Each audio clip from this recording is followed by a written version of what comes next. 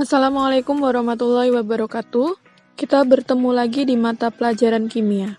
Hari ini kita akan belajar mengenai metode ilmiah dan prosedur K3 di laboratorium kimia. Setelah mempelajari materi hari ini, diharapkan peserta didik dapat memahami dan menerapkan langkah-langkah metode ilmiah dalam penelitian sederhana, serta menerapkan prosedur keselamatan kerja di laboratorium kimia. Bagaimana? Sudah siapkah kalian untuk belajar? Yuk kita mulai. Metode ilmiah.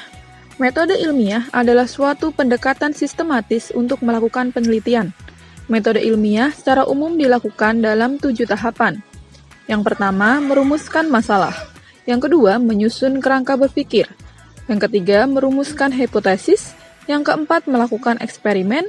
Yang kelima, menganalisis data. Yang keenam, menarik kesimpulan. Dan yang terakhir, menyusun laporan penelitian. Mari kita bahas satu persatu mengenai tahapan-tahapan tersebut. Misalkan, Tony ingin mengetahui apa yang menjadi penyebab dari perkaratan di rumah dan di sekolahnya. Rumusan masalah biasanya berupa kalimat tanya. Misalnya, apa penyebab besi berkarat? Setelah mengetahui rumusan masalah, Tony kemudian menyusun kerangka berpikir. Kerangka berpikir meliputi teori-teori yang dibutuhkan dalam penelitian. Tony mengumpulkan data besi mana saja dan seperti apa saja yang berkarat. Tony membaca buku, artikel, maupun jurnal untuk memperoleh teori atau informasi mengenai perkaratan. Langkah ketiga adalah menyusun hipotesis. Berdasarkan teori yang dikumpulkan Tony menduga perkaratan disebabkan karena besi terkena air. Hipotesis Tony ini belum tentu benar. Untuk menguji hipotesisnya, Tony melakukan eksperimen. Tony melakukan sendiri suatu percobaan atau eksperimen sederhana untuk menguji kebenaran hipotesisnya. Dia mengambil 5 paku. 1 paku direndam air, 1 paku dimasukkan dalam larutan air garam, 1 paku direndam minyak, dan 1 paku dibiarkan di udara terbuka. 1 paku dimasukkan ke dalam ruang hampa udara dan dipanaskan. Tony ingin mengetahui dari 5 paku tersebut manakah yang akan berkarat. Kemudian Tony memasuki tahap ke-5, yaitu menganalisis data.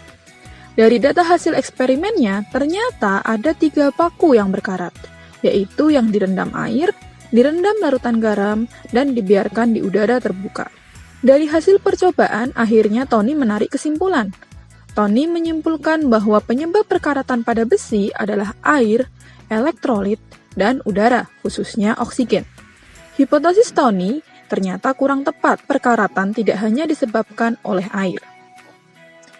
Dari hasil penelitiannya, akhirnya Tony menyusun laporan penelitian. Tony menyajikan hasil percobaannya dalam bentuk laporan penelitian. Proses berpikir Tony yang sistematis, mulai dari merumuskan masalah sampai menyusun laporan inilah yang kita sebut dengan metode ilmiah. Bagaimana? Apa kalian sudah paham dengan apa yang dimaksud metode ilmiah? Sudahkah kalian siap untuk menerapkannya?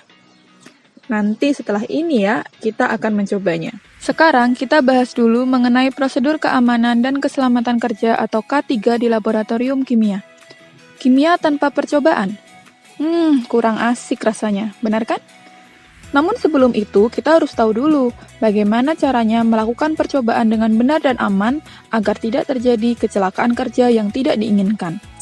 Berikut adalah petunjuk singkat keselamatan kerja di laboratorium kimia. Yang pertama, mengenakan pakaian keselamatan kerja. Pakaian keselamatan kerja yang wajib digunakan untuk siswa SMA adalah jas praktikum dan sepatu. Namun, jika diperlukan, maka bisa ditambahkan masker, sarung tangan lateks, misalkan saat mengambil larutan asam pekat, dan kacamata Google saat diperlukan. Yang kedua adalah membaca petunjuk praktikum, membaca cara kerja, alat dan bahan, lembar MSDS, dan petunjuk analisa.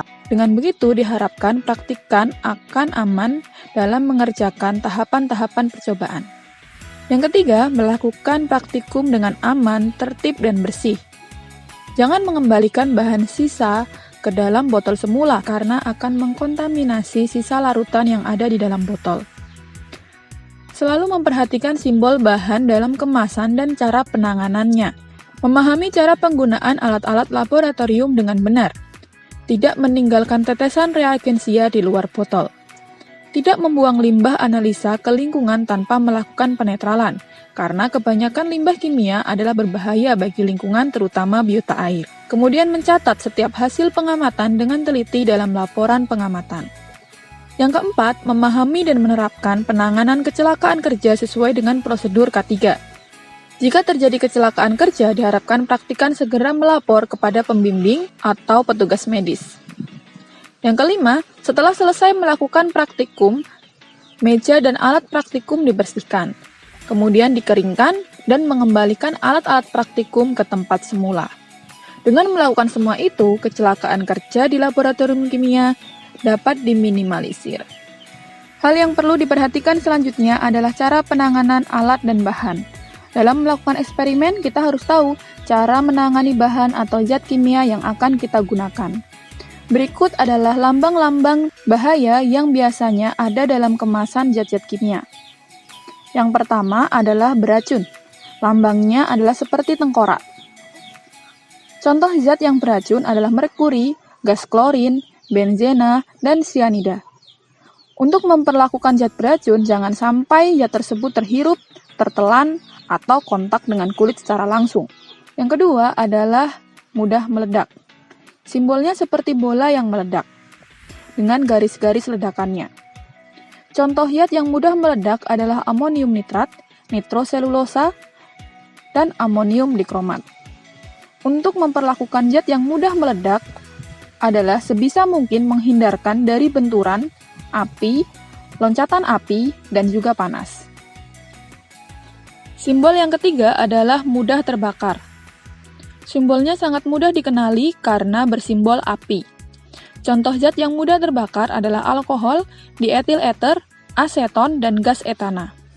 Untuk memperlakukan zat yang mudah terbakar adalah sebisa mungkin menghindarkan dari api dan air. Beberapa zat bersifat eksotermis terhadap air. Apabila dimasukkan dalam air, dia akan menghasilkan reaksi yang sangat panas dan memicu api. Selain itu, zat yang mudah terbakar juga harus dihindarkan dari bahan-bahan yang bersifat oksidator. Simbol keempat adalah oksidator kuat. Simbolnya berupa lingkaran dengan api yang ada di atasnya. Contoh zat yang bersifat oksidator kuat adalah kalium dikromat, hidrogen peroksida, dan kalium permanganat. Untuk memperlakukan zat pengoksidasi kuat adalah dengan menghindarkan dari panas dan bahan-bahan yang mudah terbakar. Simbol selanjutnya adalah berbahaya. Simbolnya seperti huruf X tebal. Contoh zat yang berbahaya adalah kloroform. Cara memperlakukan zat kimia berbahaya adalah dengan menghindari menghirup dan menghindari kontak langsung dengan tubuh. Simbol selanjutnya adalah korosif. Simbolnya bergambar larutan yang merusak logam dan tangan. Contoh zat yang bersifat korosif adalah asam-asam kuat, misalnya asam nitrat, asam nitrit, asam klorida, dan asam sulfat. Untuk memperlakukan zat-zat yang bersifat korosif adalah jangan sampai terhirup, jangan sampai terkena kontak langsung dengan kulit, apalagi terkena mata. Kemudian yang akan kita bahas selanjutnya adalah simbol berbahaya bagi lingkungan. Simbolnya berupa ikan yang mati dan juga pohon kering. Contoh zat yang bersifat berbahaya bagi lingkungan adalah perak nitrat, raksa 2 klorida, dan timbal asetat. Ketika melakukan percobaan dengan zat kimia ini, maka jangan sampai membuang zat tersebut secara langsung di lingkungan, karena zat tersebut sangat berbahaya bagi lingkungan dan sangat beracun bagi biota air. Jika membuangnya, jangan lupa untuk memberikan simbol B3 ke dalam kemasan atau wadah yang digunakan untuk membuangnya. Simbol-simbol bahan berbahaya biasanya ada dalam kemasannya, jadi jangan lupa memperhatikan kemasannya dan membaca lembar MSDS bahan sebelum menggunakan bahan kimia. Setelah bahan, kita akan mempelajari alat-alat di laboratorium kimia. Alat-alat di laboratorium kimia banyak yang terbuat dari kaca, jadi kalian harus hati-hati dalam menggunakannya, jangan sampai pecah dan melukai tubuh kalian. Berikut adalah beberapa alat yang ada di laboratorium kimia. Yang pertama adalah spatula. Spatula atau sendok sungu berbentuk sendok panjang kecil yang berbahan kaca atau logam. Kegunaan dari spatula adalah mengambil bahan kimia berbentuk serbuk atau zat padat lainnya. Yang kedua adalah tabung reaksi. Tabung reaksi berbentuk silinder berbahan kaca. Biasanya digunakan untuk mereaksikan bahan kimia dan menyimpan larutan kimia dalam volume yang sedikit. Yang ketiga adalah rak tabung reaksi. Rak tabung reaksi biasanya berbahan kayu atau besi dengan lubang-lubang untuk menempatkan tabung reaksi. Yang keempat adalah kaki tiga.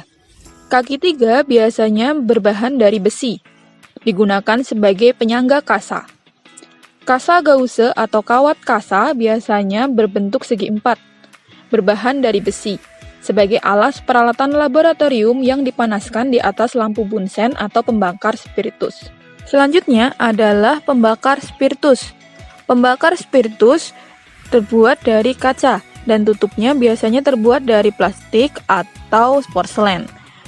Kegunaan dari pembakar spiritus adalah sebagai alat pembakar, atau biasa juga digunakan sebagai kompor kecil untuk melakukan pemanasan dalam waktu yang cukup singkat. Berikut kaki tiga, kawat kasa, dan pembakar spiritus digunakan dalam proses pemanasan dan pembakaran. Kemudian ada pengaduk. Pengaduk mirip seperti spatula, hanya saja tidak ada bagian cekungan sendoknya. Pengaduk biasanya terbuat dari kaca, digunakan untuk mengaduk atau melarutkan zat padat. Kemudian ada pinset. Pinset digunakan untuk memindahkan objek pengamatan ke tempat lain, biasanya terbuat dari stainless steel. Kemudian yang sering juga digunakan adalah pipet tetes. Pipet tetes biasa terbuat dari kaca, dengan adanya karet penghisap di ujungnya. Pipet tetes digunakan untuk mengambil larutan dalam volume yang sedikit. Kemudian termometer. Kalian pasti tidak asing dengan termometer ya. Termometer adalah pengukur suhu yang terbuat dari kaca. Di dalamnya ada alkohol atau raksa, tergantung jenisnya.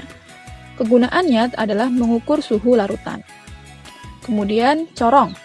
Corong di laboratorium kimia pada umumnya terbuat dari kaca. Ukurannya pun beragam, ada yang kecil, ada yang besar. Corong digunakan sebagai alat bantu saat memindahkan larutan dari wadah satu ke wadah yang lain agar tidak tumpah. Selanjutnya adalah cawan porselin. Cawan kecil yang berbahan porselen. Digunakan untuk menaruh bahan yang dipanaskan dalam oven pada suhu tinggi. Kemudian ada Erlenmeyer atau gelas piala. Erlenmeyer terbuat dari kaca. Erlenmeyer biasa digunakan dalam proses titrasi sebagai wadah titran. Selain itu, dia juga sering digunakan sebagai pengganti gelas beker untuk menampung dan mencampur bahan atau larutan. Kemudian gelas arloji. Gelas arloji berbentuk kaca, bulat, datar, dan tipis. Gelas arloji digunakan sebagai wadah atau alas bahan kimia saat melakukan penimbangan. Kemudian ada gelas beker atau gelas kimia. Gelas beker biasanya terbuat dari kaca, dengan moncong kecil di ujungnya. Gelas beker digunakan untuk menampung dan mencampur bahan kimia berbentuk larutan. Kemudian ada gelas ukur. Gelas ukur berbentuk silinder dengan ukuran-ukuran serta moncong di ujungnya. Gelas ukur biasanya terbuat dari kaca. Gelas ukur digunakan untuk mengukur volume larutan. Selanjutnya ada mortar dan alu. Mortar dan alu di laboratorium kimia terbuat dari bahan porselen. Mortar dan alu digunakan untuk menggerus dan menghaluskan bahan kimia padatan. Selanjutnya adalah labu ukur. Labu ukur berbentuk labu dengan ujung memanjang, biasanya berbahan kaca. Digunakan untuk membuat larutan dengan konsentrasi tertentu, serta untuk mengencerkan larutan. Kemudian ada tabung Y. Tabung Y berbentuk seperti Y tentu saja. Dia terbuat dari kaca. Tabung Y digunakan untuk mereaksikan suatu zat dalam sistem tertutup. Kemudian ada penjepit tabung reaksi. Penjepit ini biasanya terbuat dari kayu atau kawat. Penjepit tabung reaksi digunakan untuk menjepit atau memegang tabung reaksi ketika pemanasan. Kemudian ada propipet. Propipet berbahan karet. Propipet digunakan bersama pipet volume untuk memompa larutan agar masuk dan keluar dari pipet volume. Selanjutnya ada buret. Buret berbentuk silinder panjang dengan ukuran-ukuran serta keran yang ada di ujungnya. Buret berbahan kaca, biasanya memiliki volume sekitar 50 mili. Kegunaan dari buret adalah menampung larutan titran yang akan digunakan saat proses titrasi. Selanjutnya ada statif dan klem. Statif dan klem digunakan untuk menyangga buret atau rangkaian alat destilasi. Statif dan klem terbuat dari baja. Kemudian ada corong pisah yang terbuat dari kaca. Corong pisah digunakan untuk memisahkan larutan yang berbeda massa jenisnya. Alat selanjutnya adalah plat tetes. Sekilas, plat tetes mirip seperti plat lukis, tetapi dengan bahan porselin.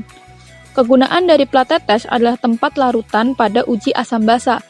Plat tetes berwarna putih, sehingga akan sangat memudahkan dalam identifikasi warna. Alat selanjutnya adalah pipet gondok atau pipet volume. Biasanya berbahan kaca. Pipet gondok dan pipet volume memiliki ukuran-ukuran dalam tabungnya, tidak seperti pipet tetes. Pipet volume digunakan untuk mengambil larutan dalam volume tertentu dengan ketelitian tinggi. Selanjutnya adalah botol reagen atau botol semprot. Berbahan plastik dengan selang kecil di ujungnya. Botol reagen atau botol semprot digunakan untuk menyimpan larutan atau zat cair. Selain itu, botol cuci juga digunakan untuk mencuci dan menambahkan aquades dalam jumlah sedikit, membilas bahan-bahan yang tidak larut dalam air, serta menetralkan peralatan-peralatan yang akan digunakan. Kemudian ada neraca analitik. Istilah mudahnya timbangan digital yang sangat teliti. Digunakan untuk menimbang zat berbentuk padatan. Zat yang akan ditimbang harus diletakkan pada kaca arloji atau gelas kimia, tidak boleh diletakkan secara langsung ya. Nah, itu adalah beberapa alat yang ada di laboratorium kimia. Sekarang kita akan bahas mengenai cara penanganan pada kecelakaan di laboratorium kimia. Terkadang, walaupun kita sudah mengikuti seluruh petunjuk, membaca MSDS, dan berhati-hati dalam melakukan eksperimen, ada saja kecelakaan-kecelakaan kecil yang tidak terhindarkan. Oleh karena itu, kita harus mengetahui bagaimana cara penanganan pada kecelakaan di laboratorium kimia. Yang perlu diingat pertama kali adalah, jika terjadi kecelakaan di laboratorium kimia, jangan panik. Yuk kita bahas satu persatu apa saja kecelakaan yang bisa terjadi di laboratorium kimia. Yang pertama, luka. Luka bisa disebabkan karena berbagai hal. Misalnya, luka karena benda tajam. Tindakan yang dapat dilakukan adalah membersihkan luka dengan hati-hati. Jika ada pecahan kaca, maka gunakan pinset atau kapas steril untuk mengambilnya, kemudian tempelkan plester berobat. Yang kedua, luka bakar karena zat kimia. Biasanya, zat-zat kimia seperti asam pekat akan menimbulkan luka bakar jika terkena kulit. Maka tindakan pertama yang harus dilakukan adalah mencucinya dengan air mengalir sebanyak-banyaknya. Setelah itu, ikuti petunjuk di MSDS bahan. Kemudian yang ketiga adalah luka pada mata. Jika terkena percikan asam encer, mata dapat dicuci dengan air bersih, baik dengan air keran maupun dengan penyemprotan air. Selanjutnya, ikuti arahan dari MSDS. Kecelakaan kedua adalah keracunan. Keracunan zat bisa melalui pernafasan maupun melalui mulut. Keracunan zat melalui pernafasan biasa terjadi ketika seorang praktikan tidak sengaja menghirup gas-gas beracun hasil eksperimennya. Tindakan pertama sebaiknya dilakukan adalah menghindarkan korban dari lingkungan zat tersebut dengan membawanya atau memindahkannya ke tempat yang berudara segar di luar laboratorium. Jika korban tidak bernafas, maka bisa diberi tindakan berupa nafas buatan. Dan segeralah minta pertolongan medis. Keracunan juga bisa melalui mulut. Jika mulut terkena asam atau basa, maka segeralah kumur-kumur dengan air sebanyak-banyaknya. Jika mulut terkena zat kimia lain yang beracun, maka segera berikan 2-4 gelas air atau susu, serta laporkan ke medis untuk keamanan. Kecelakaan kecil yang sering terjadi di laboratorium kimia selanjutnya adalah terkena tumpahan atau bocoran bahan kimia. Tindakan pertama adalah dengan mencuci bagian yang terkena bahan kimia dengan air sebanyak-banyaknya. Dengan catatan, bahan kimia tersebut bukan water reaktif ya. Setelah mencuci dan mengeringkannya, selanjutnya ikuti petunjuk penanganan sesuai dengan MSDS bahan kimia yang digunakan. Misalnya, jika terkena asam pekat, biasanya diberikan salep Na2CO3 1%, dan jika terkena basa, biasanya dinetralkan dengan asam asetat 1%. Jika tumpahan diperkirakan dapat menimbulkan kebakaran, segera laporkan kepada tim K3 atau pembimbing praktikum. Selanjutnya adalah penanggulangan saat terjadi kebakaran. Ingat, jangan panik. Ikuti prosedur code red. Matikan seluruh instalasi listrik jika memungkinkan. Usahakan terus memadamkan sumber api jika api masih kecil, menggunakan alat pemadam kebakaran sampai bantuan lanjutan datang. Namun, jika terlalu besar, maka jangan coba-coba untuk memadamkan api dan lekas evakuasi diri. Bungkuslah tubuh dengan selimut sebelum evakuasi jika kobaran api dirasa cukup besar. Nah, bagaimana? Apa kalian sudah paham sekarang mengenai prosedur kerja di laboratorium kimia? Siap ke laboratorium kimia dan melakukan percobaan?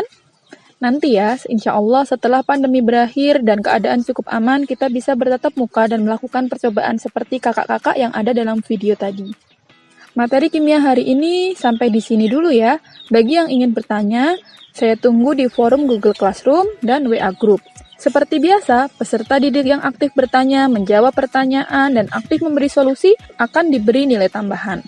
Untuk menambah dan menguji pemahaman kalian mengenai metode ilmiah, silahkan buka kolom tugas kimia pada tugas pertemuan 2 dan lakukan penelitian sederhana seperti yang terlampir di sana. Terima kasih perhatiannya. Semoga kalian selalu sehat dan tetap jaga protokol kesehatan. Assalamualaikum warahmatullahi wabarakatuh.